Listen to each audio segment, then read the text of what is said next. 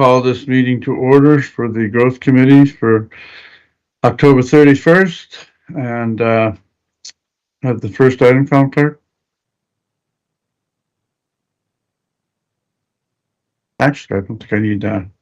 Can I get a motion to approve the minutes of June 22nd, please? So moved by Jerry. All in favor? Okay, it's passed. 2.2 minutes for July the 4th. You got a motion to approve? David, you had your hand up? Yes, Deputy. Just as a reminder, there's a resolution from Committee of the Whole regarding Vice Chair. Okay, does that come with the approval of the session? Does that come with the approval? It would come right now. First order of business. Okay. So, approval of the agenda. We've got an addition to the agenda, number 1 item. Do you want to explain that, David, or do you want me to? Sure. Yep. The resolution from closed session of Growth Committee is that the Growth Committee appoints the Deputy Mayor as acting Vice Chair. Okay. Can I get a motion for that resolution? Seconder in favor? Motion's passed. Thank you. Thanks, David. The approval of the agenda. Get a motion to approve the agenda, please. Donna, Jerry, and it's passed. Disclosure of conflict of interest? No. And consent agenda 5.1. Can I get a motion to approve the consent agenda? Donna, Jerry, and it's passed. Presentation, business matter. Okay, I guess 7.1, first item. And I'll pass that over to Andy Reid. Yeah, I'm just going to jump in. Okay. Deputy, just to do a quick intro before we hand it over to Andy Reid. Okay. So we're before you this afternoon to provide an update on the status of the city's Housing Accelerator Fund application. You recall that Common Council reviewed and approved the city's HAF plan on July 10th, and that application was submitted to CMHC in August. In September, London, Ontario was the first city announced to receive a HAF agreement, and 5 more cities followed this past month. So far, CMHC has signed agreements worth $450 million of the proposed $4 billion fund with major growth centers. In a press release last week, the Federal Minister of Housing indicated that rural areas and small to medium-sized cities will begin to be considered over the next few weeks. Andy Reid is present today to provide you with an update on the city's HAF plan and how it meets with the best practices, as well as to facilitate a discussion with you on what other strategies can be pursued in advance of this important funding application. The motion included in your package is a receive and file. However, should the committee agree, we've discussed an additional resolution to bring this matter before council to authorize a formal letter to the Minister of Housing. And I can just read that motion out just so you're aware of that additional motion. That Growth Committee recommend to Common Council to resolve to submit a letter to the Minister of Housing, Infrastructure and Communities with clarifications pertaining to how the City of St. John's Housing Accelerator Fund application will pertain to the 10 best practices released, with special regard to ending exclusionary zoning. So that's the motion, should you choose to put that forward. And with that, I will hand it over to Andy Reid. Thanks, Amy. Thank you, Commissioner Poffenroth. Let's load up the presentation here.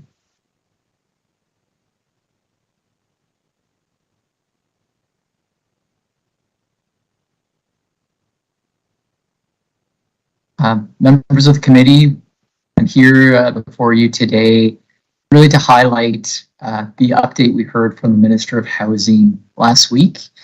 In addition to what Commissioner Poffenroth mentioned, what we heard was about the number of applications received, the large volume that CMHC received. They received upwards of 540 applications. As mentioned, 6 of those have received contribution or signed contribution agreements to date.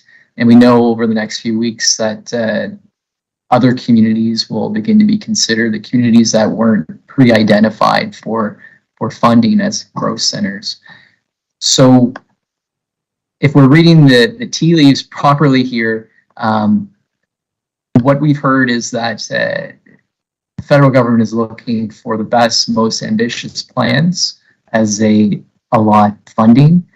We anticipate the funding could go rather quickly given the strong response. So we thought it would be timely to review with you the 10 best practices released and how they might how our application checks the boxes, or what clarifications we might be able to provide to further advance our application. So these are the 10 best practices, and number one on the list is what we've heard repeatedly through the cities that have received agreements, and that is ending exclusionary zoning. The way that's described by CMHC is stopping low density zoning and regulation that excludes housing types such as affordable and social housing in residential areas. Encourage high density by allowing mixed use development and high density residential as of right within proximity to urban cores and transit corridors. And this includes adopting bylaws to adopt more as of right zoning measures from the number of units to the number of stories. So what has specifically emerged with the successful municipalities has been a commitment to permit a minimum of 4 units to be built as of right in residential zones. So in our context, that's the R1 zone, the R2 zone, and the RSS areas. I would like to kind of linger on this number one just for a minute here, as we've seen its importance emerge, and highlight that Zone SJ, our zoning bylaw, it really does position the city well as a very progressive zoning framework that we can build upon. Within the low density zones, the bylaw already includes permissions for converted homes that really allow up to 6 units as of right, provided they meet criteria, as well as of right garden suites, secondary suites, and recent changes to enable supportive housing. So within almost 2/3 of service residential neighborhoods, we already see the bylaw permits up to 3 units if you include those garden suites and secondary suites as of right. We will be examining with planning infrastructure the implications of a minimum 4 unit as of right bylaw amendment, how this meets with the municipal plan, and how it could be best tailored to the city of St. John. I would note in our HAP application, we certainly alluded to considering these types of amendments in the way of zoning bylaw reform and looking at the low density areas. It's just this hadn't emerged as a sort of definitive trend at the time of submitting our application. Looking at the remaining 9 best practices, it really is surprising how much the application from St. John checked the boxes.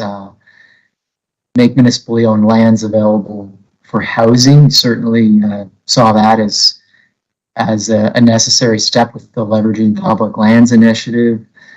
Increasing process efficiency and speed up approvals, again with an e-permitting initiative.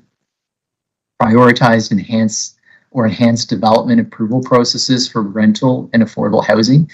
We understand this to mean really creating a process to speed along purpose-built rentals and a process to enable the same as well as financial assistance for affordable housing and the nonprofit partners who provide that.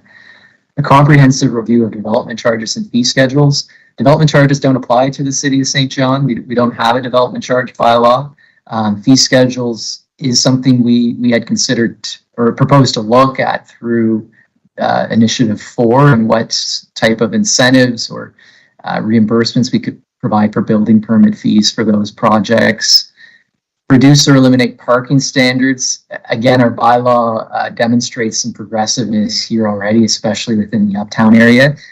This is something that would continue to be looked at through zoning bylaw reform. Best practice number 7, eliminate restrictions related to height, setbacks, and floor area. Again, we've discussed topics such as that, and it would be included in the zoning bylaw reform. Development of affordable housing community improvement plans. The community improvement plans is exactly the language we used for the redevelopment of in the North End secondary plan, in particular the existing Old North End sub-neighborhood and what's required there to essentially revitalize and reinvest in that existing neighborhood. Design and implement guidelines and pre-approved building plans for missing middle. That reads a lot like our Unlock General Density initiative. And finally, develop grant programs for missing middle, row homes, purpose-built rentals, and innovative forms. One thing that was discussed over the summertime was just what our half plan meant exactly. And a lot of what it means does end up being incentives for those desirable housing forms. So it certainly checks that box for number 10. So in summary, the City of St. John application, as mentioned, we had submitted it in August, and that was 2 weeks ahead of the deadline for that submission. It appears to tick a lot of the boxes. We haven't heard back from CMHC yet on the status of our funding application. Ongoing coordination between the province, nonprofit, and private sector to continue to position the application is advisable. So initially we were planning to socialize really what's been happening with the cities who have received funding agreements with you in a recommendation to receive and file this presentation. But as part of that socialization, we really wanted to also put forward a recommendation to consider a letter to the housing minister to provide clarifications on how our plan aligns with the 10 best practices, and in particular with the best practice related to exclusionary zoning. So that's what we're here before you today to do, and happy to facilitate that conversation if you agree with recommendation number 2, or if you have any questions. Thank you. Thank you very much, Andy. Councillor Law? Yeah, I'll start off by, I got a couple of questions. As you were at council last night, Andy, you were checking the tea leaves, how you said it, right? Did council do something wrong last night? Because you were there and you never came to the mic and we never moved the motion. Should we have done something different last night? Because this was on the agenda for today. I'd just like that to be clarified first.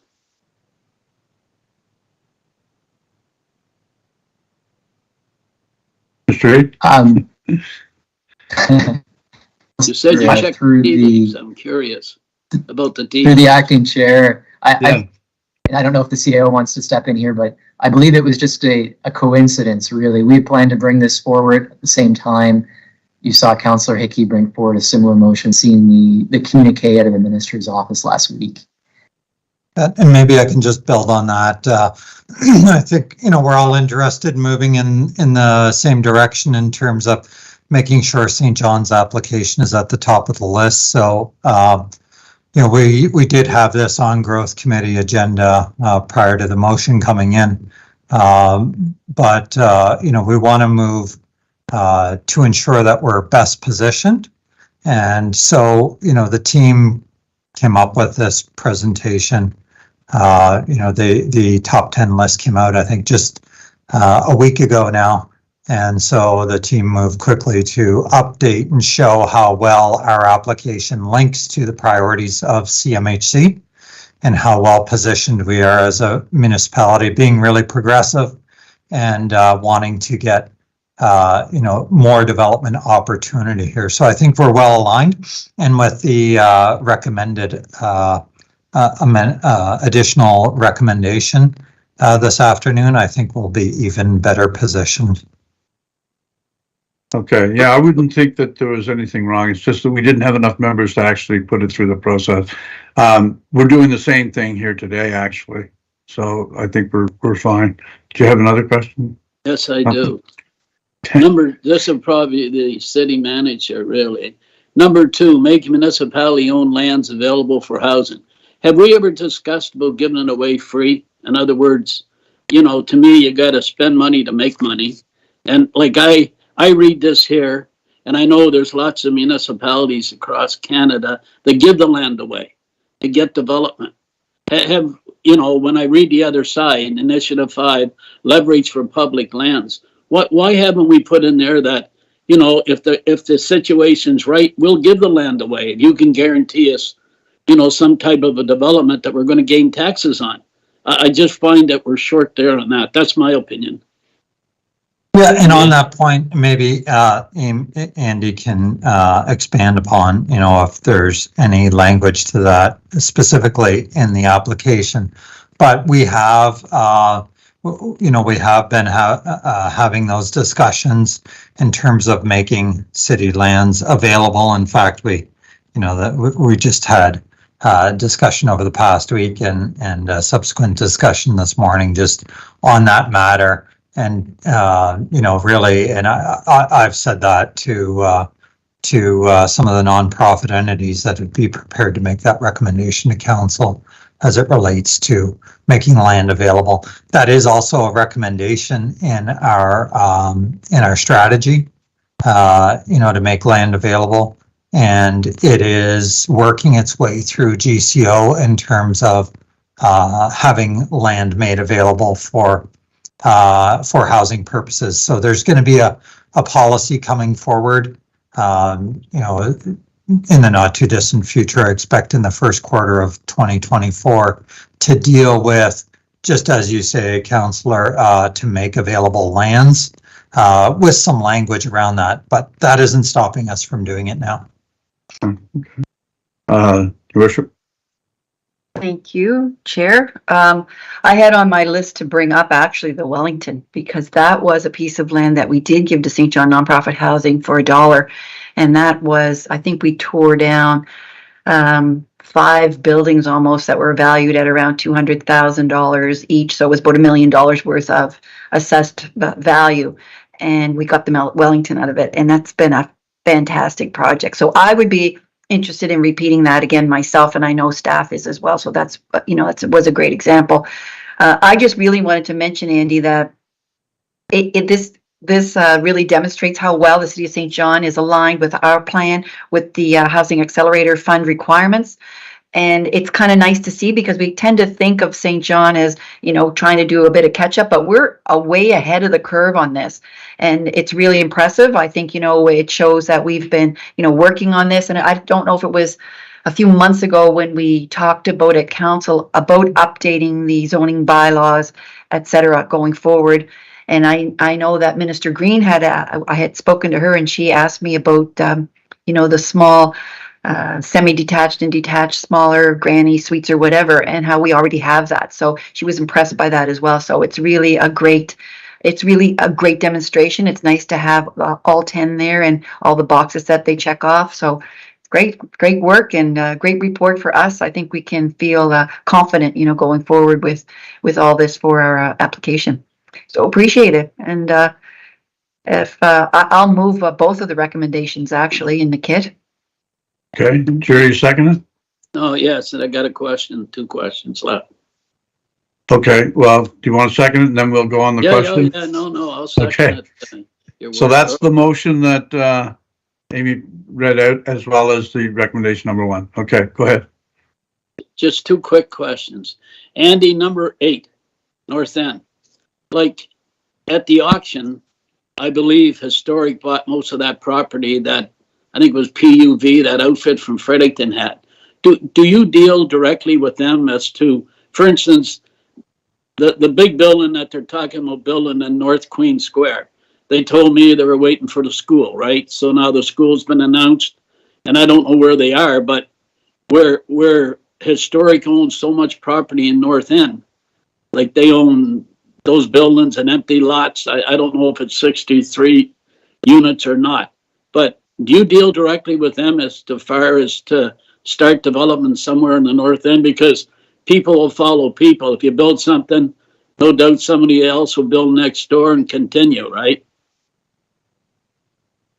That's a question. Yes, Councillor. We've met with Historica and recognize them as an important developer and stakeholder in the redevelopment of many of those vacant properties, and don't want to get into too many details on their plans or make those public, but just realizing the importance of the land holdings and potential plans for the area. So definitely working closely on engaging with them. Just one more, John, if you don't mind. Okay. Number Wrap this 10. up. Number 10. Like, I'm not sure what that means. Like, when I did a housing development on the old Rockland Road, I was paid for pipes under the ground, and as I got money for developing that whole rock hill up there, I continued because I'm back into 20 years ago, we were getting paid for putting pipes under the ground. And like I'm saying, to make money, you got to spend money, right? Like, I mean, does pipes, etc., are that included in number 10, Andy? Councillor, pertaining to potential grant program offerings, we know that there are limitations time-wise on what those could be, so they would have to really be focused on site preparation. We haven't drilled into the details on whether that includes, such as former programs did, infrastructure and pipe, but certainly we saw some of that with our current development incentives program, where there was a need, say, to separate storm and storm sewers. But that would be something we'd be exploring in more detail to make sure, engaging developers, we develop the best incentives possible for missing middle forms, for purpose-built rentals, for affordable housing, and there's different needs for different developers. Good, thank you. Thank you, John. Thank you.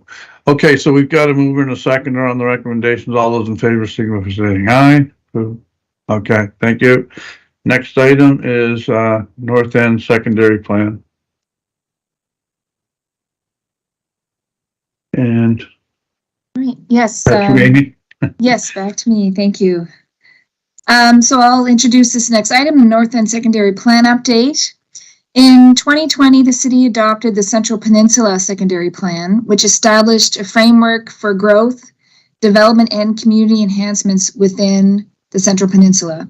Since that time, the plan has guided changes to the zoning bylaw, supported development, and prioritized city projects and initiatives to enhance the area. Since then, Common Council has identified the North End as the next location for the preparation of a secondary plan. Through the development of this plan, the community can establish a plan for growth and development that will meet the growing and evolving needs of residents and community members.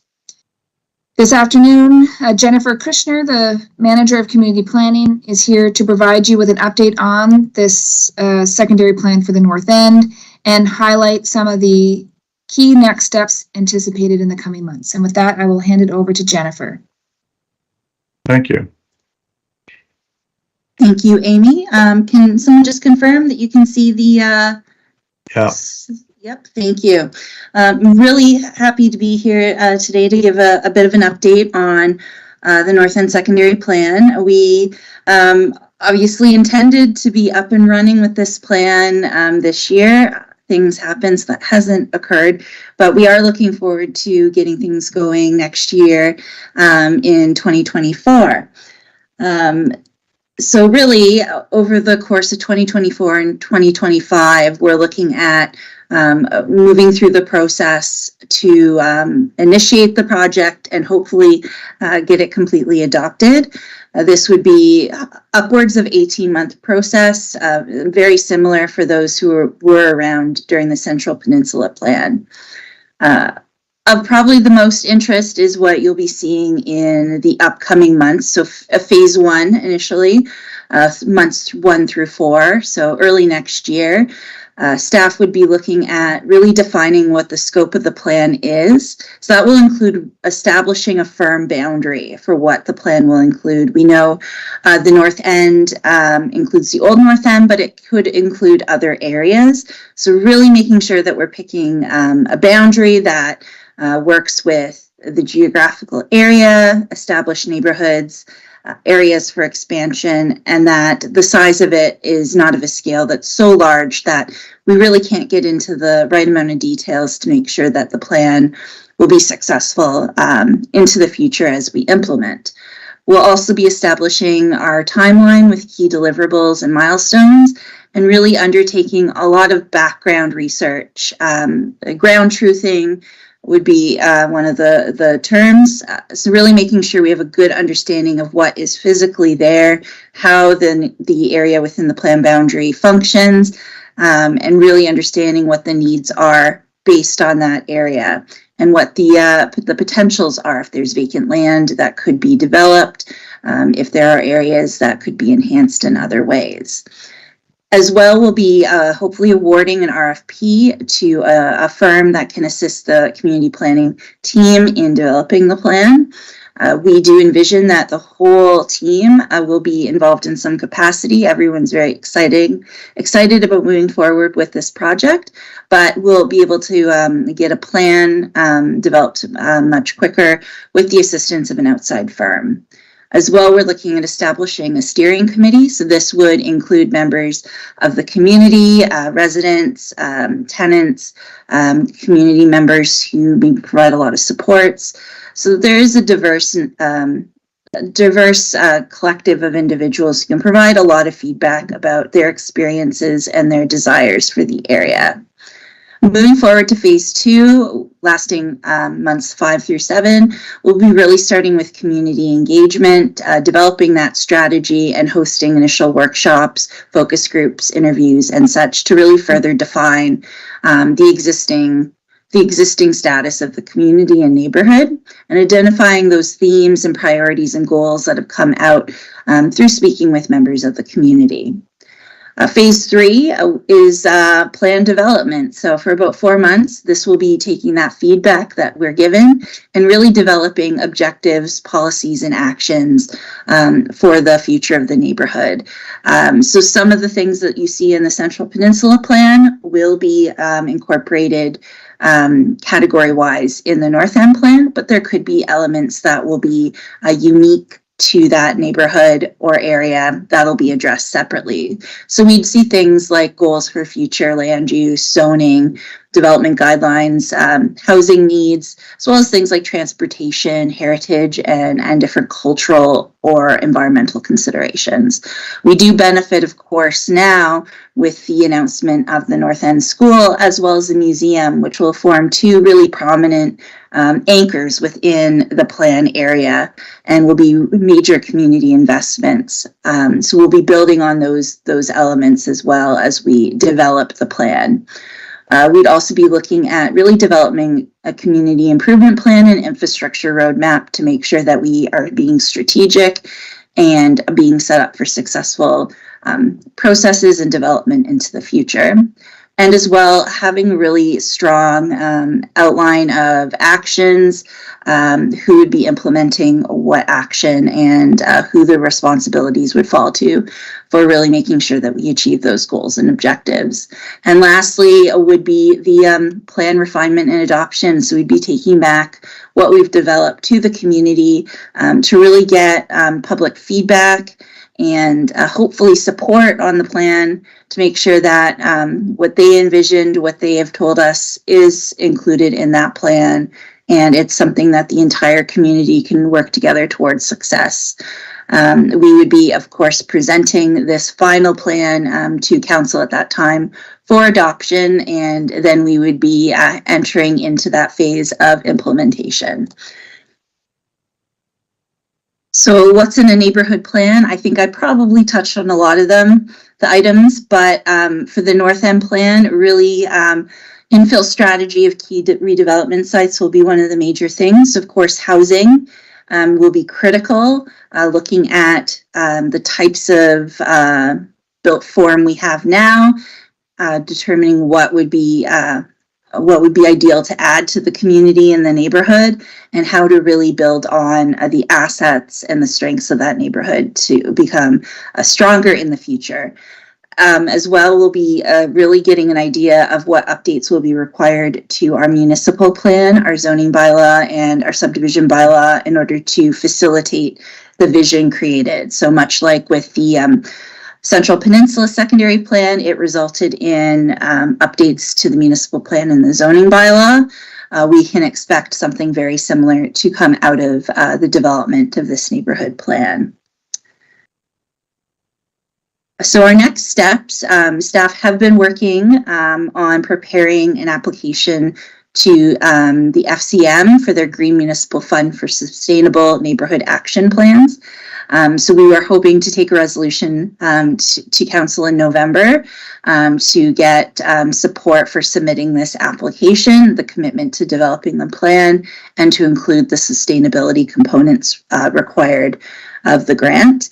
And this provides 50% of eligible costs up to $175,000. So that would be a real asset to us to use in addition to funding already allocated in our operating budget. So we do have a recommendation, which is essentially just to receive and file the presentation on the North End Secondary Plan. And I am available to answer any questions that you might have. Thank you very much, Jennifer. This is exciting, you know, and it's interesting because having gone through the planning process for the central plan, we've learned a lot, and it's going to make this one even better. That's my hope. Anyway, is there any questions for Jennifer? Jerry? No? Donna? Okay. Oh, Donna, go ahead. I don't have a question. I just want to say that I repeat really what John said. It is exciting, Jennifer. And I know people will say, why is it taking whatever 18 months or whatever? But I've been through the secondary plan for the South Central, so has Jerry, Councillor Lowe. And, you know, to get it done right, it takes that time, and you need to put the effort in. You need to get your team together, and you need to pick, you know, people from the community. You need to advertise it. So there is a lot there going on, but at the end of the day, the results are fantastic. And so it's great to have. So really appreciate the effort of the city, you know, and making this a priority for us as well.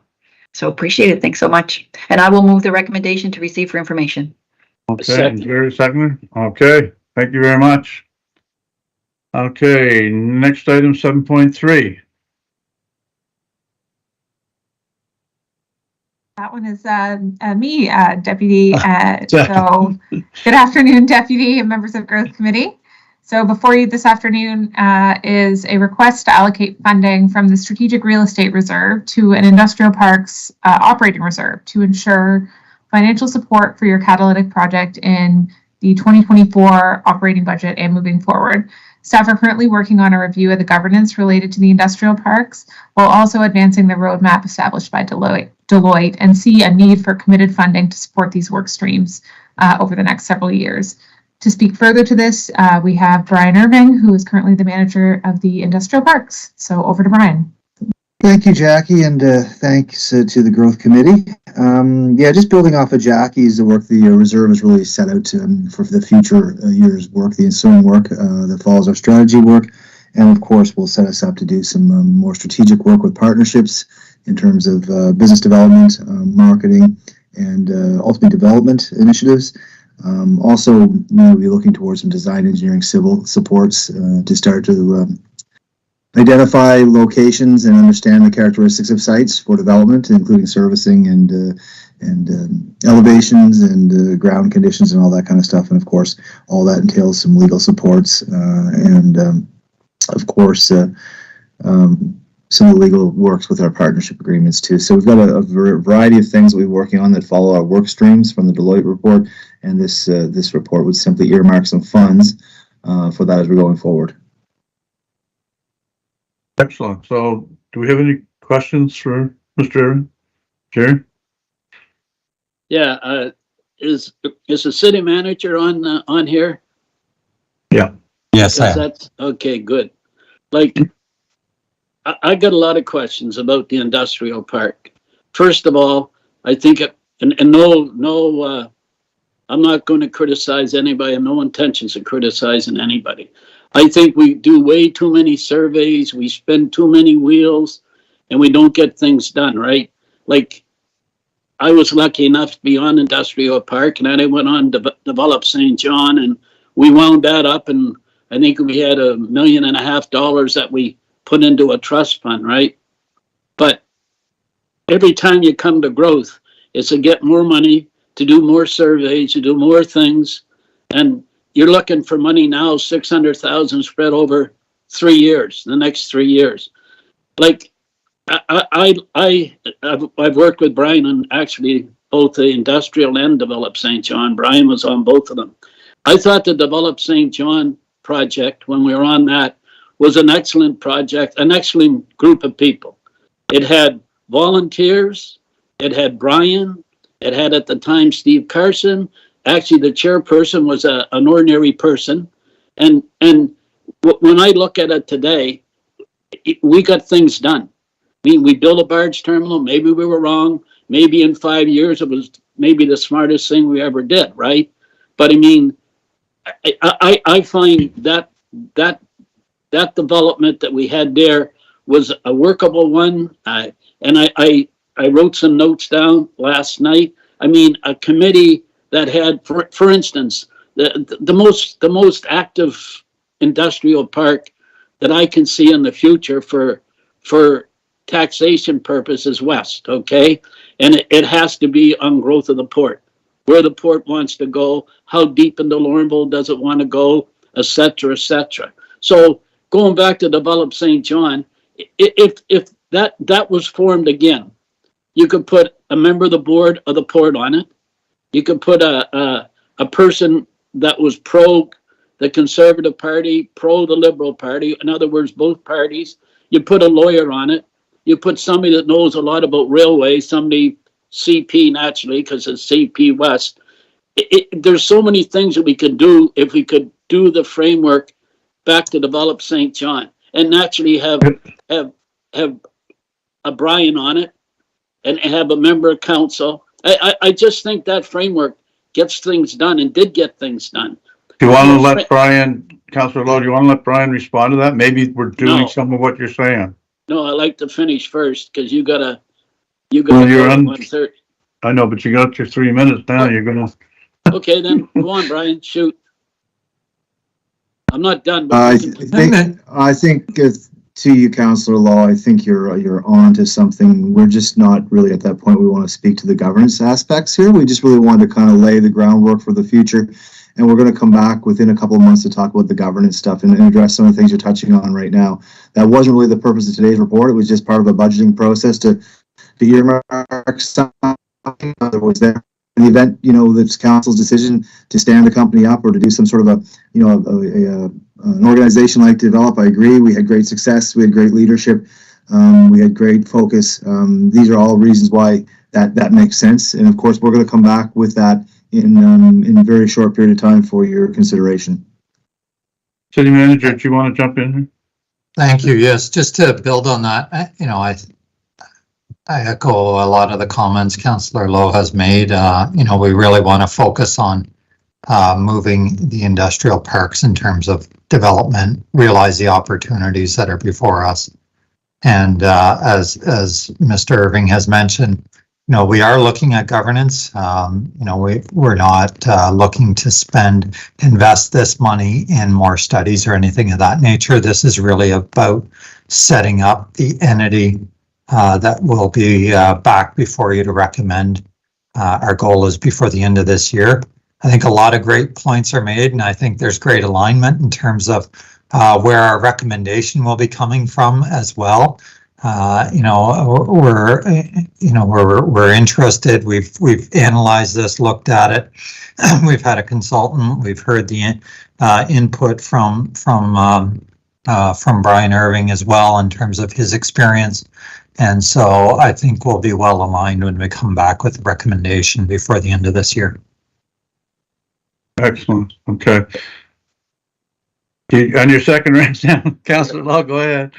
Yeah, I mean, I guess as a member of council, I'm talking about the $600,000. I thought that's what we're to do here. Like, and I mentioned it, but for instance, like I say, I'm sick and tired of these, getting this and getting that and spending money on all these things, right? For instance, what would be wrong with having a coffee and tea and donuts with all the real estate agents in the city? Because they branch out and they talk to people in outside the city in Hamilton and Toronto and and why wouldn't we have a meeting with all the people that already exist in these industrial parks? And who I'm mentioning, Brian, is like when I talk about out in East St. John, Windor, Mark Hughes, right? A guy that knows a lot of people, a lot of players. Dougie Simpson. If we met with these people, maybe we could expand some of their occupation that's there. And if we don't go out and talk to these people, we're back doing these surveys and all this stuff again, which I'm getting totally disappointed with in the industrial park. I just think that we have to move ahead. We got to get some action done and get some people in there so we can collect taxes. Very similar to Moncton. I think Moncton's on their fifth industrial park. Well, they don't have a port. They don't have water. They got the center of New Brunswick. I agree. They got the island close, but we lost things here that went to Moncton, and I know that for a fact. Dealing with Arlene Dunn and the provincial situation. So John, I'm done. Okay. Yes, you are, but you know what, Jerry? We're talking about this because your passion on industrial parks goes way, way back. So don't say we're not doing anything. We're doing a lot, and it's all because of you and some of the people that we've connected with through the city and staff. So I'll take a resolution. A recommendation is, subject to meeting the terms of the Strategic Real Estate Reserve Policy, the council transfers $600,000 from the Strategic Real Estate Reserve Fund to an industrial parks operating reserve, and that any draw of the funds allocated to the industrial parks operating reserve be subject to growth committee and council's approval of a budget and business case. Can I get a mover for that? Moved. Okay, a seconder, and all in favor? Thank you very much. What's the next item here? Over to Jerry Lowe. Is it to done? adjourn. Okay, yeah. Okay, I move the meeting be adjourned. Second. Thank you very much. Okay. All right, great.